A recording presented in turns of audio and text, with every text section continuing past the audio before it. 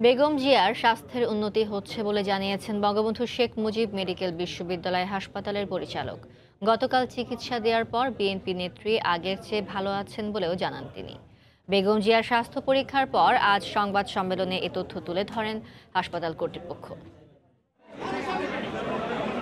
কারাগার থেকে বঙ্গবন্ধু শেখ মুজিব মেডিকেল বিশ্ববিদ্যালয় হাসপাতালে ভর্তি করার পর সোমবার দুপুরেই বেগম খালেদা জিয়ার চিকিৎসা শুরু করে মেডিকেল বোর্ড।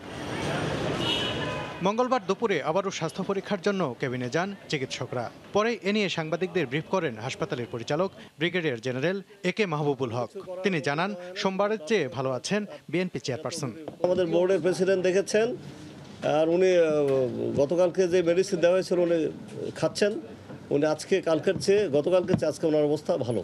কোনো কিছু করা নতুন দেওয়া হয় না, শুধু ব্লাড সুগার করা হচ্ছে। আর এটা তো প্রতিদিন উনি নিজেই করেন, দেখেন ওনার স্ট্যাটাস। বেসরকারি বিশেষায়িত হাসপাতালে বেগম জিয়াকে চিকিৎসা দেওয়ার যে দাবি জানিয়েছে বিএনপি, সে বিষয়ে সাংবাদিকরা বিএসএমএমইউ পরিচালকের মতামত জানতে চাইলে তিনি বলেন, চিকিৎসায় সন্তুষ্ট বেগম জিয়া।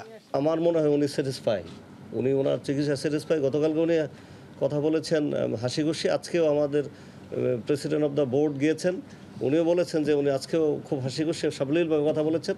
আগে কি হয়েছে সেটা আসলে আমরা সেটা না গিয়ে এবার ভালো হচ্ছে আর কি। বিএনপি চেয়ারপারসনকে সুস্থ করে তুলতে সব ধরনের সেবা দেওয়া হবে বলেও আশ্বস্ত করেন হাসপাতাল পরিচালক। সালাউদ্দিন সুমন, সময় সংবাদ, ঢাকা।